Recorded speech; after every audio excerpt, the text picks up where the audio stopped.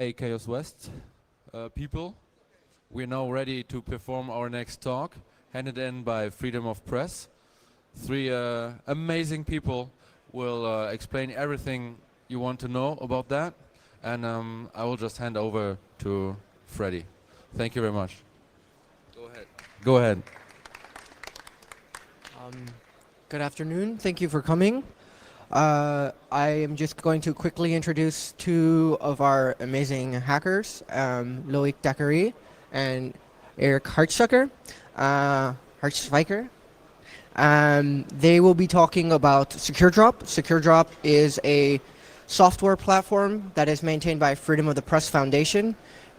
It is a hardened whistleblowing platform. So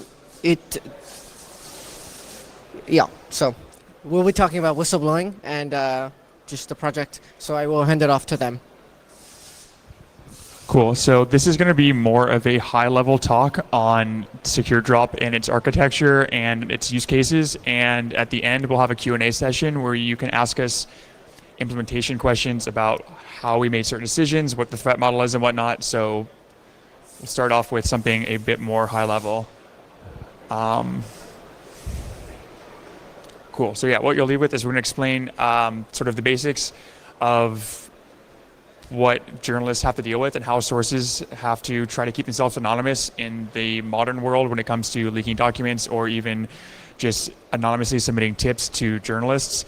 We're also going to give a more high-level overview of the architecture, and we are an open source project and there's lots of ways to contribute, so we're going to discuss some of those things at the end. And we also, as the Freedom of the Press Foundation, will be discussing the future of how the American organization will be moving into Europe to sort of help with press freedom issues that Europeans face. So you guys might recognize some of these people: Jeremy Hammond, Chelsea Manning, Edward Snowden, as people who have leaked documents to sort of change the world in dramatic or less dramatic ways, depending on how you see it. And it's important that people are able to continue to leak classified information in a way that keeps them safe. Unfortunately, that doesn't seem to be the reality of this, no pun intended, that we cannot provide safety in all times or anonymity to sources. So it's supposed to be a video, but I guess not. In the past, it was possible for journalists to just not say who their source was, and that was sufficient to protect someone's anonymity. With the rise of global surveillance, that's actually not possible anymore. We know that metadata can tie individuals to each other, and so if a news story breaks, the government can go back and look at who contacted journalists when that happened and then build a case to identify which person was the source. So even if a journalist refuses to testify in court, either through parallel construction or whatever other techniques they choose to use, it is not possible in every case the way it used to be for a journalist to protect a source. So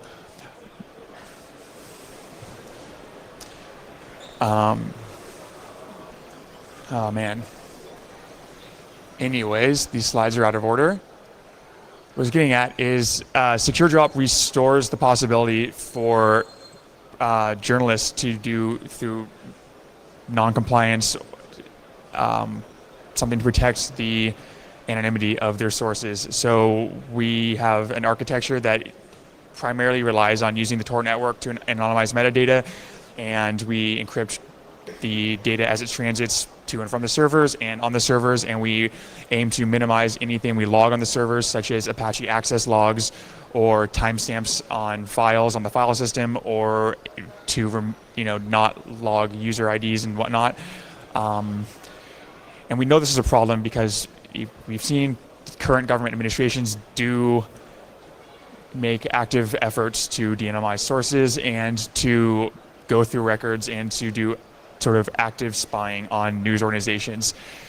So again, what SecureDrop does is it is physical servers that we expect each news organizations to buy and set up in their property so that they have complete control of the hardware and they know what's happening to them. We actually usually ask them to put the physical servers and the firewalls inside their newsroom in a high traffic area where there will always be people around it, which makes it less likely that somebody walks into a supply closet, unplugs it, or sticks in a bad USB and breaks everything.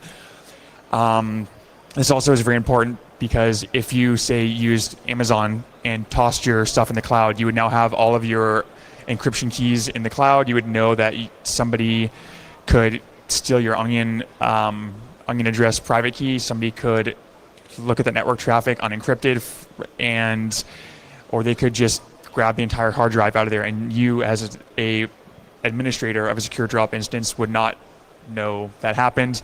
So it's very important that we have these physically located in the newsrooms. Because of the nature of how Onion services work, we do get end-to-end encryption from the source's Tor browser to the journalist's SecureDrop instance. And it is possible also we advertise the journalist's public key on SecureDrop. So if a user is more tech savvy, they could encrypt the documents or messages locally, then send them through to get guaranteed end-to-end encryption from the source all the way to the journalist, including through the SecureDrop servers themselves. If somebody is not tech savvy enough to set this up, when the files are streamed in or the data is streamed in, we run it through GPG and write the files to disk encrypted so that they never are written to disk in an unencrypted state. And again, this is being quite paranoid. We expect it to not be the case that somebody will physically come into the office and take the hard drives out, but that does happen. So for instance, it was The Guardian after the Snowden leaks actually had GHCQ come into their offices and raid their offices and force them to destroy their hard drives. So it is a real risk, even in what we think to be a more democratic Western society.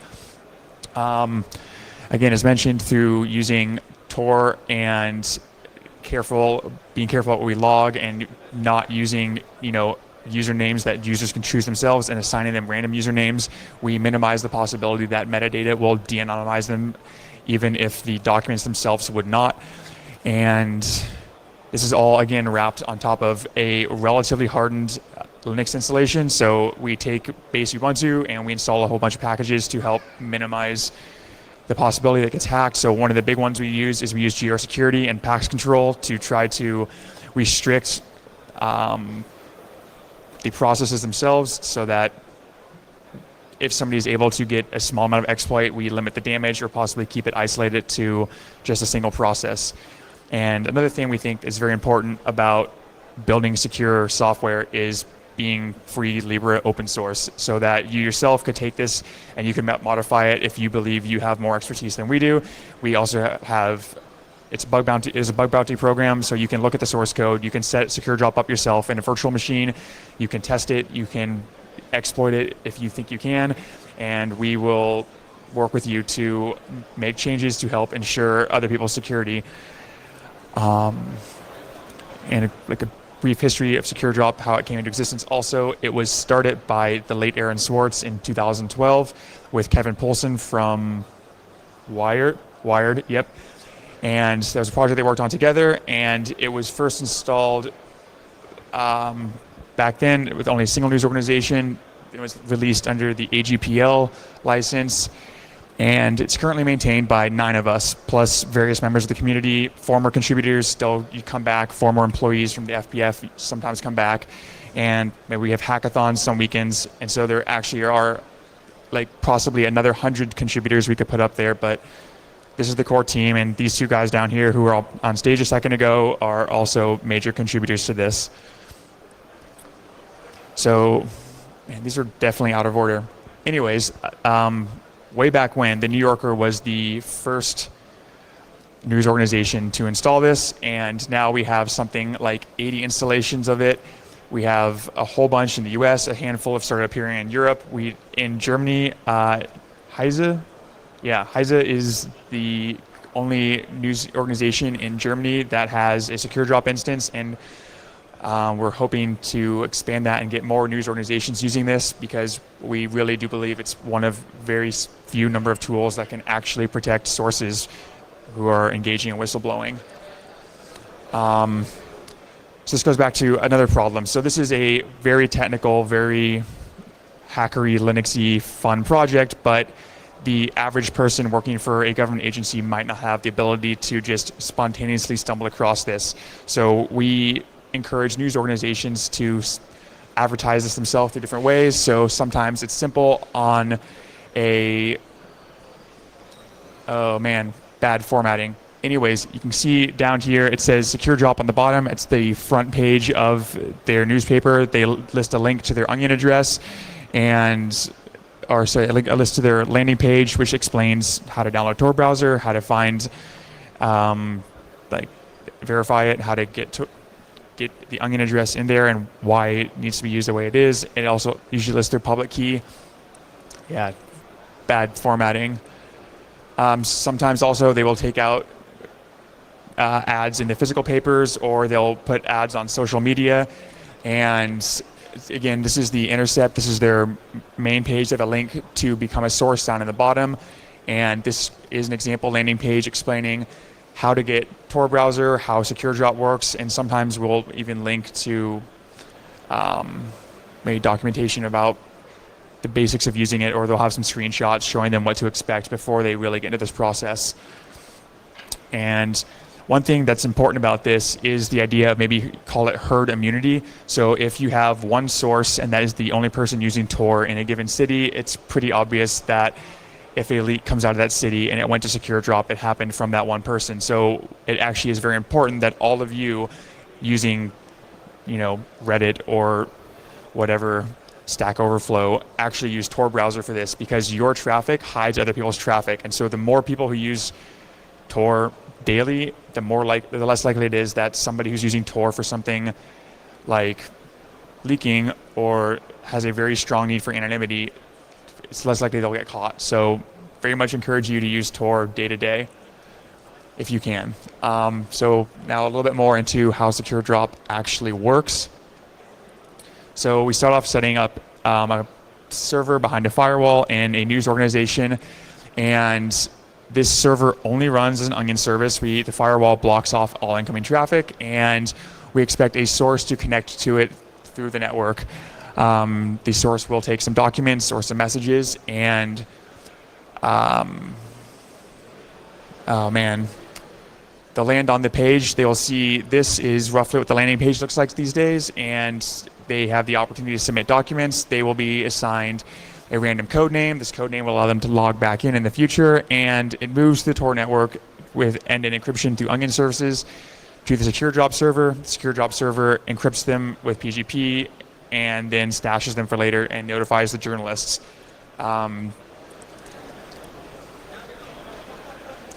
Cool. So the way the journalists get this stuff back is the journalists will then, using a Tails-based system, will log in to a journalist interface and see a list of sources. Sources are assigned a random adjective, random noun username, so that the journalists can keep track of who they are, and for sharing with other journalists when they get these documents. They will download the documents to an external USB, transfer this external USB to an air-gapped laptop that contains the private keys, and the private keys can then decrypt the devices. So this whole air-gap process is itself a little bit cumbersome, but it does provide an extra layer of security, and we figure since the kind of documents SecureDrop specifically tries to protect are classified information, government leaks, interests of potential national impact, and if those are the documents you're leaking and those are the adversaries you have, you can assume that they do have the capability to break a lot of the things that we have hardened against in ways that we haven't yet discovered through zero-day exploits and whatnot. So by taking the private key information and air gapping it and trying to encourage good practices with how we transfer documents off of the machines that connect to the internet onto the air gapped devices, it does help minimize the possibility of exfiltrating data, specifically the private keys, or any way of de-anonymizing users.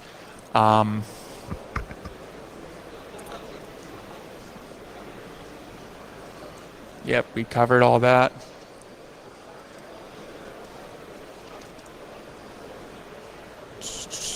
Okay, think that covers the actual leaking step. So this is the current architecture diagram of how SecureDrop works. And you can see that it is kind of complicated.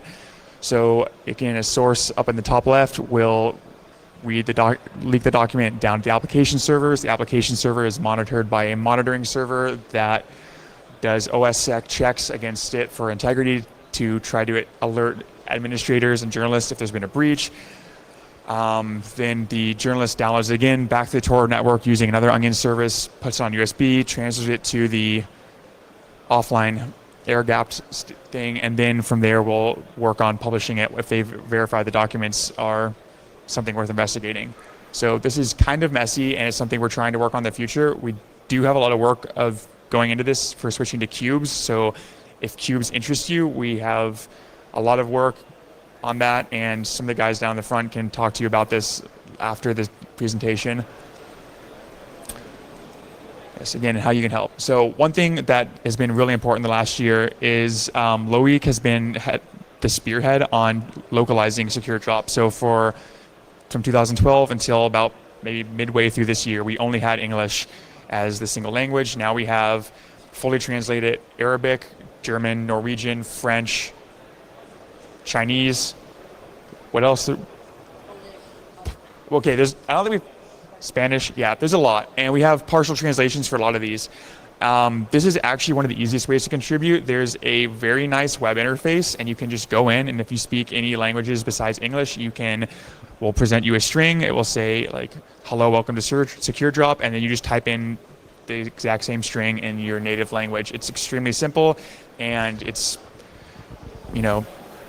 pretty low workload if you're interested in doing this. So if you would like to talk to us about localization afterwards, yes, really, we're very interested in that. We've been working with Localization Lab. So if anybody from Localization Lab is here, no, yeah, awesome, great. Okay, so thank you for your assistance. This is something that we've struggled with for a long time, and we're very, very appreciative of the help. Again, out of order slides. So the other major ways to help with SecureDrop is with documentation to help journalists understand how to use it and how to help server administrators set this up, because currently the install process does include configuring firewalls, doing manual Linux configuration, running a bunch of Ansible scripts and whatnot, and can be complicated. So if you are a technical writer, we would love assistance with that as well. And in general, just get in touch. This is something that's very welcoming of the community. So I'm going to pass this off to Loic right now. He's going to talk a bit about the Freedom of the Press Foundation in Europe and sort of, yeah. Yep. So there has been questions about why SecureDrop is necessary instead of having just an HTTPS to leak information. And the gist of it is that you need to leak classified information. And the reason is when there is a country with an intelligence agency, there cannot be any oversight body. A lot of countries have oversight bodies, but they are a joke. They are appointed by the government to oversee the intelligence agency, which is appointed by the government. So it's the right hand controlling the left hand. It does not work. The only way it works is when employees or contractors of the intelligence agencies are courageous enough to leak information when they witness something that goes against the general public interest. And since they are the only control mechanism, they need to exist now and for a very, very long time. It's not like it's a pirate thing to do, illegal thing to do. The lawmakers agree that you need that kind of control and that there is no other way. To the point that a coalition of nonprofit organizations went together and in 2013 published the Schwann Principles, which explain why leaking classified documents, classified information in the context of national security is needed. But it's not just a group of NGO who did that. It's also the Council of Europe who supports this document. And so they carry some weight. You can hope that one day we will have directives protecting whistleblowers. But unfortunately, it's still being discussed now. As you may know, in October 2017, there has been a report voted by the European Parliament, a vast majority, asking for a directive to protect whistleblowers in general, not just those leaking classified information. Unfortunately, this report is very good for whistleblowers in general, but says very little about those involved with classified documents. So for the time being, the situation in Europe is that we have to wait maybe for a decade or two for that kind of legislation to happen. In the meantime, it is up to us to provide tools like SecureDrop so these whistleblowers can be protected by preserving their anonymity. That's the only thing they have. And now in Europe, unfortunately, only these countries have SecureDrop. So the rest of the countries do not yet have that. You have one intelligence agency per country, at least. So you should be able, if you live in a country, you're an employee of this intelligence agency, you should be able to reach out to an investigative journalist that you know because he or she wrote articles about this subject, and you trust this person to follow up on the important revelation that you have. But you also need to be protected, which is currently the case only if you live in these countries. And here comes the investigative journalist paradox. So this is, in my view, the reason why it only exists in these few countries. If you go to an investigative journalist and you ask them, how far are you willing to go to protect your sources? They will anonymously say, as far as it takes. And if national security or classified documents are involved, I'm ready to do whatever it takes to protect them. And then if you ask them, because they know about InfoSec and whatnot, if you ask them what they think of SecureDrop, all of them will tell you that's the best tool there is. There is nothing better to protect sources entrusted with classified documents. And then the third question, where comes the paradox, is what are you doing yourself now to protect that kind of sources, to make it possible for them to come to you? And the answer is, in most cases, I don't do anything. I don't have access to SecureDrop. So to their credit, before 2017, it was not localized, and it was kind of difficult to find a geek nearby to help you technically set up that. But it's no longer true. So in Europe, what we're going to do in the next year and more is to go and travel to every European country where there is not a SecureDrop yet, and try to find at least one journalist who would be willing to use it, who values the tool but says, oh, I don't use it because, well, it's a little bit too complicated. Let me show you how it works. Oh, yes, but it's too expensive to install. But we establish a nonprofit that will pay for these fees, and it's not much. It's a few €100 per year. Oh, yes, but you need someone to maintain that. Yeah, but we have volunteers also. And maybe if we don't have volunteers, we can go and look for funding. So you, investigative journalist, you can do your work. Because as you may know, investigative journalists do not really have a lot of money to spend. And so that's what a narrow view, but an important one about what Freedom of the Press Foundation in Europe will be in the next year. And that's this. Thanks. And now we have a few minutes for questions if you have some.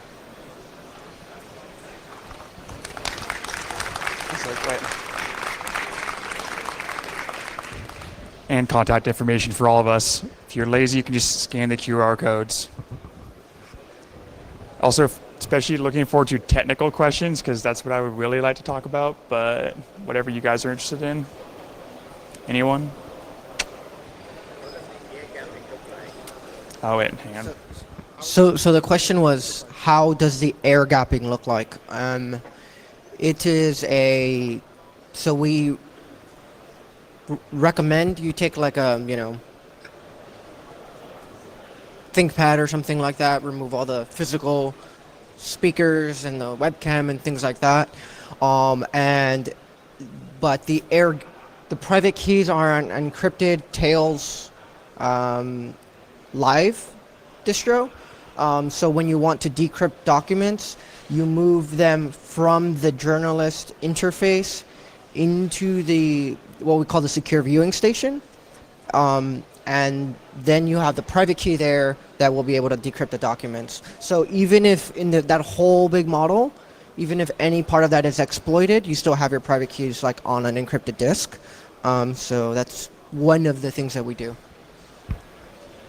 And the last one I built was a Breaks, 130 euro. And a Breaks is a kind of cube. It has a Celeron in it, so it's really cheap. And you have a Wi-Fi component that you can unscrew, so you remove it. And you have RG45 port that you can glue with epoxy. So the journalist is not tempted by accident to plug something in.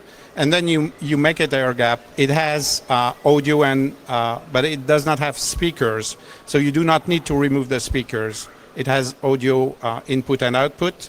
But if the jacks are not plugged in, there is no signal. And there you have the air gap, the cheapest air gap I was able to build.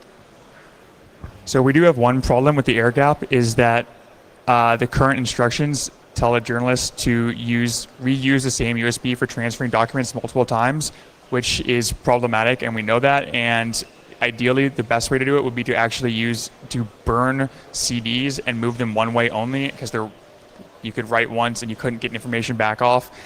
We've also had a problem recently. There was an exploit that went out in the wild this summer about somebody who found a way to abuse Nautilus to allow arbitrary Python code to execute, and they were creating open office documents with QR codes that contain private key material, and journalists were scanning these and then pinging a URL and exfiltrating private key material through a URL. So like the air gap itself is problematic, which is why we're moving to cubes, because then the air gap matters less, because your private key material will not be on the same VM as the place where you like open documents, run documents and whatnot. And so there is some more sane way for us to handle that, but like the current air gap architecture was the best we could do at the time, and we're moving away from that in the future.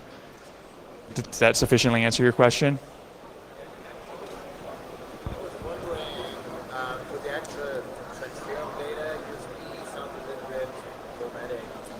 Yeah.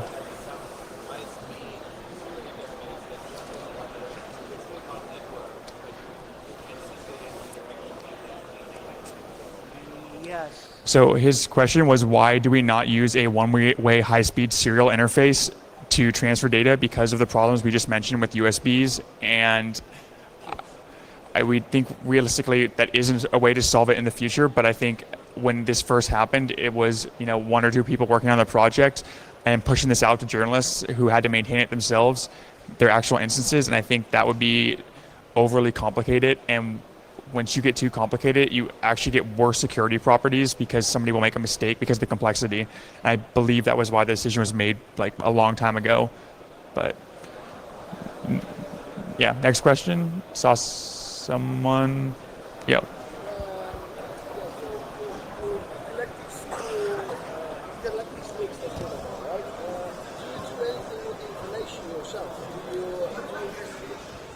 So the question is, do we do anything with collections? No. So we do the technical infrastructure, and we provide things like assistance and support and things like that. But our job is to help the journalists do their job, their job, and we don't want to know. So even paradoxically, even us who work at Freedom of the Press Foundation don't know if a story came through SecureDrop or not. Hartsucker had a slide that showed, sometimes people would advertise, but we kind of don't want to know. And also there are legal reasons why we as a foundation would not want to even know that something came through SecureDrop. So we kind of try to wall off in that way as well. Does that make sense?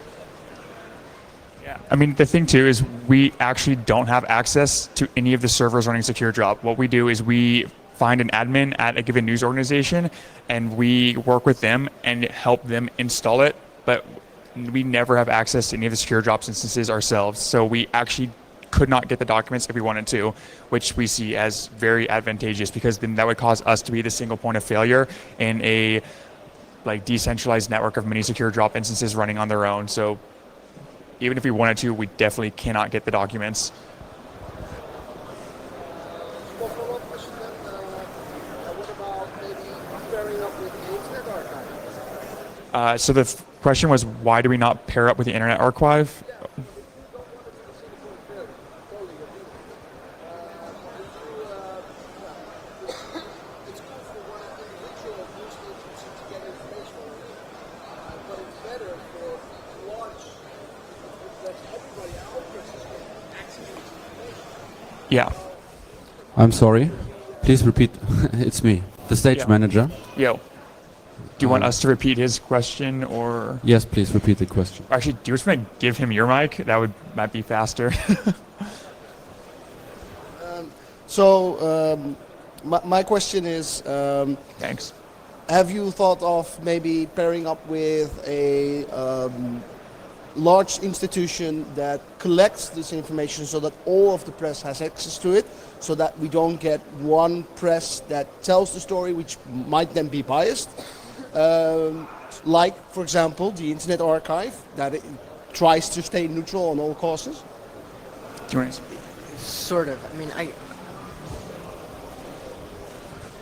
Okay, so the question of democratizing the access is a really important one. It's complex because we try to reach out to people and say this is a thing, and your news organization definitely needs it. And so the installations are often mixed. So sometimes it'll be, one journalist at a news organization who does all the work. Sometimes it will be an editor who, for example, will log in and distribute stories to their journalists. Sometimes it'll be like the parent company of a conglomerate. It might be the case that it goes not to one news organization, but a family of them. So that's a thing then there's another kind of tool that we're working on for working with archives that and how do you share an archive between multiple news organizations or multiple journalists in a secure way. So that's another tool that we're kind of working on, but it's a bit complex to answer that issue because we are basically at the will of other news organizations and how they want to work. So the best that we can do is, advertise and let people know that this is a thing, and meet them wherever they are. Does that? Yeah. Anyone else? Cool. Okay, I guess we're done. Yeah. And so, yeah. I do have at the end. I always have a few Oh, questions. cool. At first, my apologies. I was messed up in some stage manager stuff they had. So I really liked your talk, and as soon as I have some time, I would like to talk on private with you. Where do I find you guys? We don't have a table, actually. We do? We're by the IP2. Oh, apparently we have a table by IP2, R2P. Oh, that's just behind the stage, right? Like a little to the left. Okay, cool. I hope I get the time because I have. I would like to use. It's gonna be amazing. Thanks again. Cool, yeah, thanks for asking for a talk. Also, thank you for attending and thank you for providing a space for us. You're more than welcome.